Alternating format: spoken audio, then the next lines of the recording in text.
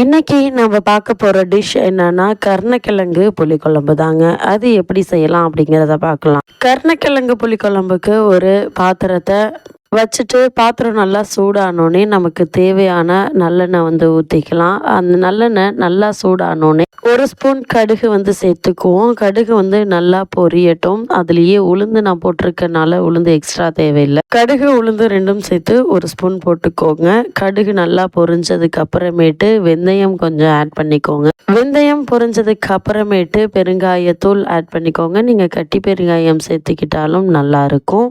இந்த கடுகு வெந்தயம் பெருங்காயம் எல்லாமே நல்லா பொரியணும். நல்லா பொரிஞ்சதுக்கு அப்புறமே தேவையான அளவு கருவேப்பிலை சேர்த்துக்கோங்க. கருவேப்பிலை போடும்போது நல்லா சடன்னு நல்லா பொரியும். அதுக்கு அப்புறமேட்டு ஒரு 2 முழு பூண்டு நல்லா தோல் உரிச்சு எடுத்துக்கோங்க. அதை இந்த நல்ல எண்ணெயிலே நல்லா சேர்த்து நல்லா அப்படியே கோல்டன் கலர் வர்ற மாதிரி பூண்டு நல்லா வதங்கணும். அதுக்கப்புறமேட்டு சின்ன வெங்காயத்தையும் ஒரு 10 to 15 சின்ன வெங்காயம் எடுத்துக்கோங்க. இது ரெண்டுமே நல்லா வதங்கணும். நமக்கே நல்லா டிஃப்ரென்ஸ் தெரியும். வெங்காயமும் பூண்டும் நல்லா வதங்கிருச்சு அப்படிங்கிற அளவுக்கு அந்த அளவுக்கு இது மாதிரி நல்லா வதக்கி எடுத்துக்கோங்க. ஏன்னா எவ்வளவுக்கு எவ்வளவு பூண்டும் வெங்காயமும் வதங்குதோ அந்த அளவுக்கு நமக்கு டேஸ்ட் நல்லா கிடைக்கும். அடுத்ததா ஒரே ஒரு தக்காளி எடுத்துக்கோங்க. இந்த தக்காளி பூண்டு வெங்காயம் எல்லாமே நல்லா வதங்கி ஒரு கிரேவி மாதிரி வரும். இது கொஞ்சம் தக்காளி காய்ங்கிறதுனால அந்த மாதிரி இல்லை. நீங்க நல்லா கனிஞ்ச தக்காளியா எடுத்துக்கிட்டீங்கன்னா நல்லா இந்த கிரேவி கன்சிஸ்டன்சில வந்திருக்கும்.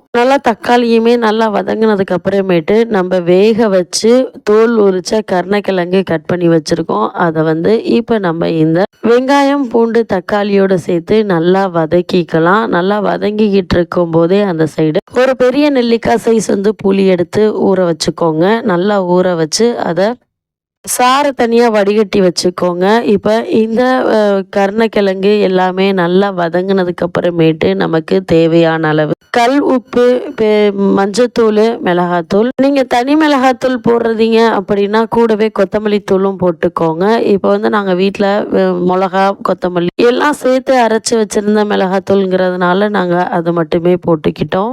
இந்த கருணக்கிழங்கோட மிளகாத்தூள் உப்பு எல்லாமே நல்லா சாரணும். அந்த அளவுக்கு நல்லா வதக்கி விட்டுக்கோங்க. அப்பதான் அந்த கருணக்கிழங்கு நம்ம சாப்பிடும்போது உப்பு புளி காரம் எல்லாமே அந்த கிழங்குல சார்ந்து நாக்கு அரிக்காம இருக்கும். இப்போ ஓரளவுக்கு ஃபுல்லா அந்த மிளகாத்தூள் சார்ந்தோடனே நம்ம கரைச்சி வச்சிருக்க புளியை எடுத்து கருணக்கிழங்கோட சேர்த்து விட்டுக்கோங்க. புளி சேர்த்து நல்லா கொதிக்கணும். இந்த புளியோட டேஸ்டும் அந்த கருணக்கிழங்குல இறங்கினாதான் புளி அந்த கருணக்கிழங்கு நாக்கு அரிக்காம இருக்கும். இல்லைன்னா நாக்கு அரிக்க ஆரம்பிச்சிரும். இப்போ நமக்கு தேவையான அளவு தண்ணி ஊற்றி நல்லா கொதிக்க விட்டுக்கலாம். கொதிக்கும் போதே நமக்கு அந்த புளிக்குழம்போட வாசம் தனியா வரும். இங்க பாருங்க எந்த அளவுக்கு நல்லா வெந்திருக்குன்னு சொல்லிட்டு புளி மிளகா உப்போட சாறு ஃபுல்லா அந்த கிழங்குல இறங்குனாதான் நமக்கு டேஸ்ட் நிறையா இருக்கும். நீங்க இதை கெட்டியா அப்படியே சாப்பிட்டாலும் ஓகே தான். இல்லைன்னா இன்னும் கொஞ்சம் தண்ணி ஊற்றி தண்ணி குழம்பு மாதிரி வச்சுக்கிட்டாலும் நல்லா இருக்கும். இப்போ கொஞ்சமா இது கூட வெல்லம் சேர்த்துக்கோங்க. அப்பதான் இந்த புளிக்குழம்புடைய